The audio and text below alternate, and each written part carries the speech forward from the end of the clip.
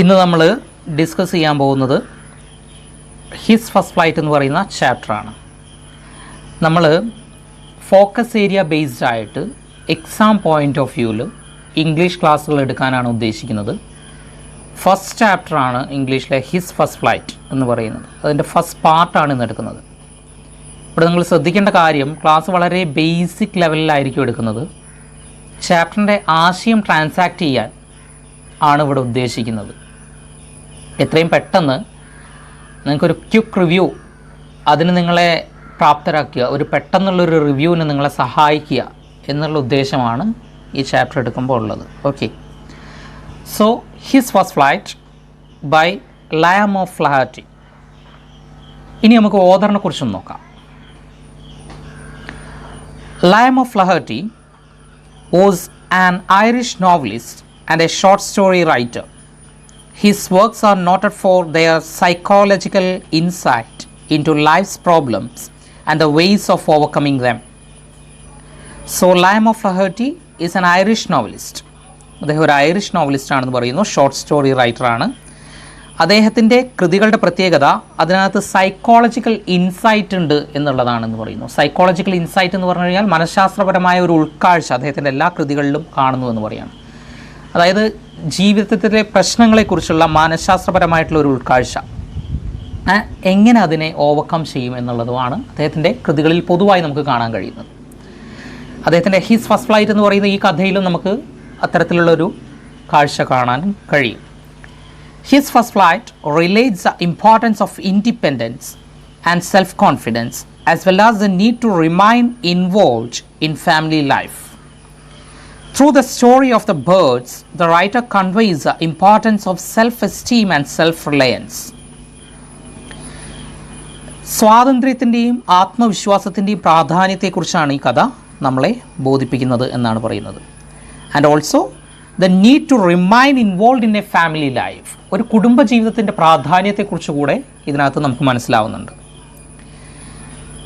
പക്ഷികളെക്കുറിച്ചുള്ള ഈ കഥയിലൂടെ ആത്മവിശ്വാസത്തിൻ്റെയും സ്വയാശ്രയത്വത്തിൻ്റെയും പ്രാധാന്യത്തെക്കുറിച്ച് കൂടെ അദ്ദേഹം പറയുന്നു. സോ നമ്മൾ കഥയിലേക്ക് കടക്കുകയാണ്.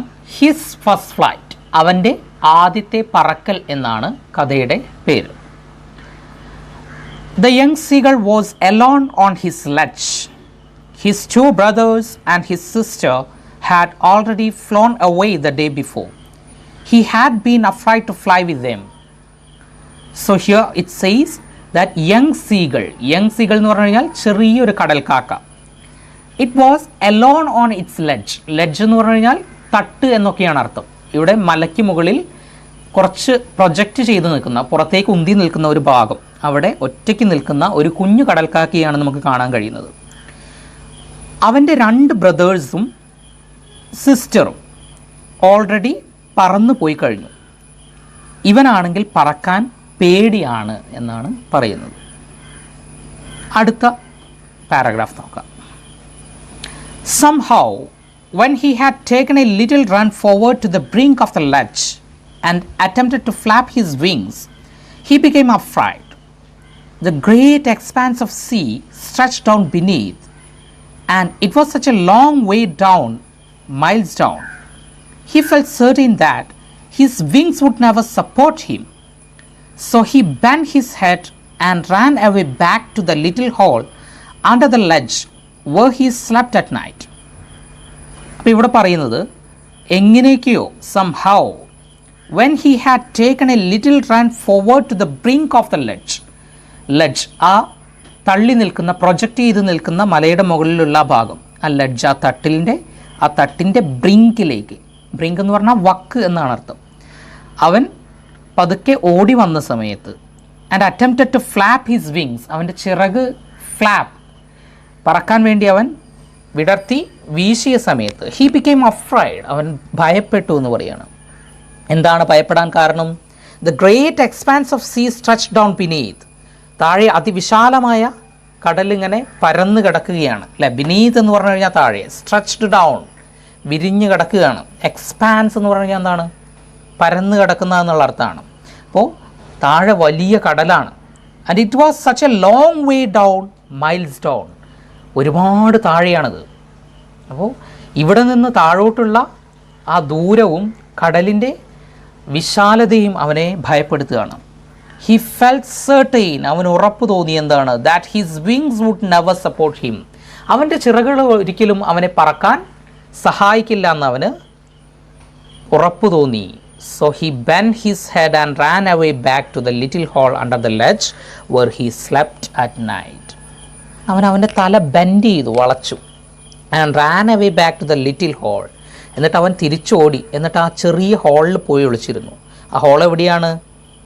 ലെഡ്ജിന് താഴെയാണ്, ഈ തട്ടിന് തൊട്ട് താഴെ ആണ്. അവിടെയായിരുന്നു അവൻ രാത്രി ഉറങ്ങിയിരുന്നത്. സ്ലെപ്റ്റ്, സ്ലീപ്പ് എന്നുള്ളതിൻ്റെ പാസ്റ്റാണ്.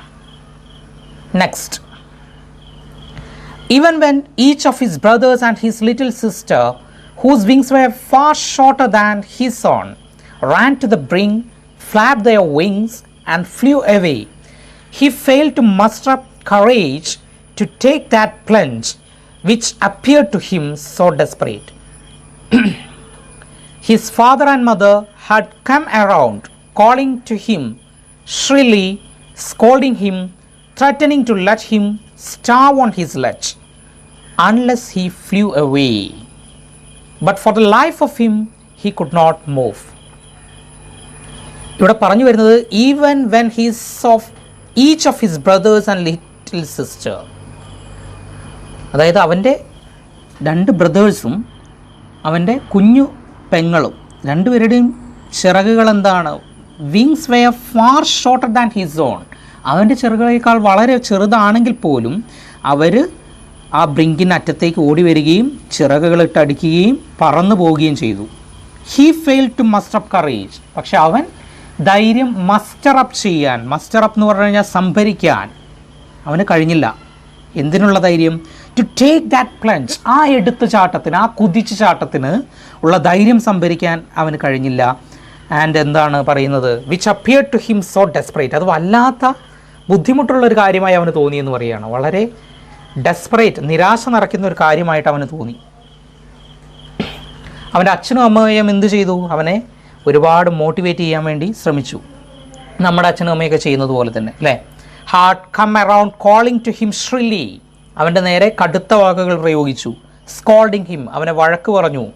Threatening to let him starve on his ledge, ആ പാറപ്പുറത്ത് ഒറ്റയ്ക്ക്, ആ തട്ടിൻ പുറത്ത് ഒറ്റയ്ക്ക് അവനെ പട്ടിണിക്കിട്ട് പോവുമെന്ന് വരെ പറഞ്ഞു. അവൻ പറന്നില്ലെങ്കിൽ, അൺലെസ് ഹി ഫ്ലൂ അവേ, അവൻ പറന്നില്ലെങ്കിൽ അവനെ പട്ടിണിക്കിടുമെന്നും പോലും പറഞ്ഞു. But for the life of him he could not move, പക്ഷേ ജീവൻ പോയാലും അവൻ അവിടെ നിന്ന് പറക്കാൻ കഴിയാത്ത അവസ്ഥയായിരുന്നു. അടുത്ത paragraph. That was 24 hours ago. Since then, nobody had come near him. The day before, all day long, he had watched his parents flying about with his brothers and sister, perfecting them in the art of flight, teaching them how to skim the waves and how to dive for fish. He had, in fact, seen his older brother catch his first herring and devour it, raising a proud cackle. And all the morning, the whole family had walked about on the big plateau midway down the opposite cliff, laughing at his cowardice. ഈ പറഞ്ഞ കാര്യങ്ങളൊക്കെ ഇവൻ പറക്കാൻ ശ്രമിച്ചതും ഭയപ്പെട്ട് പിന്മാറിയതും അവൻ്റെ സഹോദരങ്ങൾ പറന്നുപോയതും അവൻ്റെ അച്ഛനമ്മമാർ അവനെ പറക്കാൻ പ്രേരിപ്പിച്ചതുമെല്ലാം 24 മണിക്കൂർ മുമ്പ്, ഒരു ദിവസം മുമ്പാണ് കഴിഞ്ഞു പോയത്. അന്ന് മുതൽ ഇപ്പോൾ വരെ അവൻ്റെ അടുത്ത് ആരും വന്നില്ല, അവൻ ഒറ്റയ്ക്കാണ്. എന്നിട്ട് എന്താ പറയുന്നത്? The day before all day long he had watch his parents flying about with his brother's and sisters, perfecting them in the art of flight. അവൻ്റെ അച്ഛനും അമ്മയും അവൻ്റെ സഹോദരങ്ങളെ പറക്കലിൻ്റെ കലയിൽ നിപുണരാവുന്നത് വരെ അവരെ പരിശീലിപ്പിക്കുന്നതാണ് അവൻ കണ്ടത്. Teaching them how to skim the waves, അതായത് തിരമാലകൾക്ക് മുകളിലൂടെ എങ്ങനെ ചലിക്കണമെന്നും എങ്ങനെ മീൻ പിടിക്കാൻ വേണ്ടി ഡൈവ് ചെയ്യണമെന്നൊക്കെ അവർ അവൻ്റെ സഹോദരങ്ങളെ പഠിപ്പിച്ചുകൊണ്ടിരിക്കുകയായിരുന്നു. He had in fact seen his older brother catch his first herring. അവൻ്റെ മുതിർന്ന സഹോദരൻ അവൻ്റെ ഫസ്റ്റ് ഹെറിങ് എന്ന് പറഞ്ഞു കഴിഞ്ഞാൽ മത്തിയാണ്, മത്തി ചാള എന്നൊക്കെ പറയാം. അപ്പോൾ ഈ മത്തി എന്ന് പറയുന്ന മത്സ്യത്തെ അവൻ്റെ ബ്രദർ ആദ്യമായിട്ട് പിടിക്കുന്നതും അതിന് വിഴുങ്ങുക, ഡെവോർ എന്ന് പറഞ്ഞു കഴിഞ്ഞാൽ വിഴുങ്ങുക എന്നുള്ളതാണ്. ഒരു പാറയ്ക്ക് മുകളിൽ നിന്ന് അതിനെ കൊത്തി വിഴുങ്ങുന്നതെല്ലാം അവൻ കണ്ടു. While his parents circled around raising a proud cackle, ആ സമയത്ത് അവൻ്റെ പാരൻസ് അവിടെ ചുറ്റും നിന്ന് ഒരു പ്രൗഡ് കാക്കിൾ, അതായത് ഈ സഹോദരനെ പ്രോത്സാഹിപ്പിക്കുന്ന തരത്തിലൊരു ശബ്ദമുണ്ടാക്കുന്നത് അവൻ കേട്ടിരുന്നു എന്ന് പറയുകയാണ്. ആ ഒരു പകൽ മുഴുവൻ കുടുംബവും എന്തായിരുന്നു ചെയ്തുകൊണ്ടിരുന്നത്? പരന്ന് കിടക്കുന്ന ആ ഒരു ഓപ്പോസിറ്റ് ക്ലിഫ്, ഇവൻ്റെ ചെങ്കുത്തായ ചെരുവിന് തൊട്ടപ്പുറത്ത് കിടക്കുന്ന വലിയൊരു മലയ്ക്ക് മുകളിലുള്ള പരന്ന സ്ഥലത്ത് ഇവൻ്റെ കവാഡൈസ്, ഭീരുത്വത്തെ കളിയാക്കിക്കൊണ്ട് ഇവനെ പരിഹസിച്ചുകൊണ്ട് എൻജോയ് ചെയ്ത് നടക്കുകയായിരുന്നു അവൻ്റെ കുടുംബാംഗങ്ങളെല്ലാം. The sun was now ascending the sky, blazing warmly on his ledge that faces south. He felt that heat because he had not eaten since the previous nightfall. Then he had found a dried piece of mackerel's tail at the far end of his ledge. Now there was not a single scrap of food left. He had searched every inch, rooting among the rough, dirt-caked straw nest where he and his brothers and sister had been hatched. He even gnawed at the dried pieces of eggshell. It was like eating a part of himself. അപ്പോൾ ഇവിടെ പറയുന്ന ഒരു ദിവസം കഴിഞ്ഞു, പിറ്റേ ദിവസം സൂര്യൻ ഉദിച്ച് കയറി വന്നു. സൂര്യൻ്റെ കത്തുന്ന ചൂടിൽ അവൻ വെന്തിരുകി നിൽക്കുകയാണ് എന്നാണ് ആദ്യത്തെ സെൻറ്റൻസിൽ പറയുന്നത്, അല്ലേ? അതായത് അവൻ്റെ ലഡ്ജിലേക്ക് ശക്തമായിട്ട് പ്രകാശം ചൊരിഞ്ഞുകൊണ്ട് സൂര്യൻ ആകാശത്ത് ഉദിച്ചുയരുകയാണ്. He felt the heat because he had not eaten since a previous nightfall. കഴിഞ്ഞ ദിവസം രാത്രി മുതൽ അവനൊന്നും കഴിക്കാത്തതുകൊണ്ട് അവന് വല്ലാത്ത ചൂട് തോന്നി ഈ സൂര്യൻ്റെ ഉദിച്ചു വരവിൽ. Then he had found a dried piece of mackerel's tail at the far end of his ledge. ആ ലെഡ്ജിൻ്റെ അറ്റത്ത് അവൻ ഭക്ഷണത്തിന് വേണ്ടി പരതിയപ്പോൾ ഒരയലയുടെ അയലയുടെ വാല് മാത്രമാണ് അവന് കണ്ടുകിട്ടിയത്, അതും ഒരു ഉണങ്ങിയ വാലിൻ്റെ കഷ്ണം. He had searched every inch, എല്ലാ ഏരിയ അവൻ സെർച്ച് ചെയ്തു. Rooting among the rough dirt caked straw nest, അഴുക്ക് പുരണ്ടിട്ടുള്ള വൈക്കോൽ കൊണ്ടുണ്ടാക്കിയിട്ടുള്ള കൂടിനരികെ എല്ലാം അവൻ പോയി തിരഞ്ഞു. അവിടെയായിരുന്നു അവൻ്റെ ബ്രദേഴ്സും സിസ്റ്ററും അവനും അട വിരിഞ്ഞ് പുറത്ത് വന്നത്. ഹാച്ച് എന്ന് പറഞ്ഞു കഴിഞ്ഞാൽ വിരിയുക എന്നുള്ള, മുട്ട വിരിഞ്ഞ് പുറത്ത് വരുന്നതാണ്. He even nod at the dried pieces of eggshell. അവിടെ ചെന്നിട്ട് അവൻ നോ എന്ന് പറഞ്ഞാൽ GNAW, നോ എന്ന് പറഞ്ഞാൽ കാർന്ന് തിന്നുക എന്നുള്ള അർത്ഥമാണ്. അപ്പോൾ അവിടെ ചെന്ന് ആ ഉണങ്ങിയ എഗ്ഷെൽസ്, ഈ മുട്ടത്തോടുകളെല്ലാം അവൻ കാർന്ന് തിന്നു. അത്രയും വിശപ്പ് സഹിക്കാൻ വയ്യ. It was like eating A part of himself. അവൻ്റെ ശരീരത്തിൻ്റെ ഒരു ഭാഗം തന്നെ കഴിക്കുന്നത് പോലെ തോന്നിയെന്നാണ് പറയുന്നത്.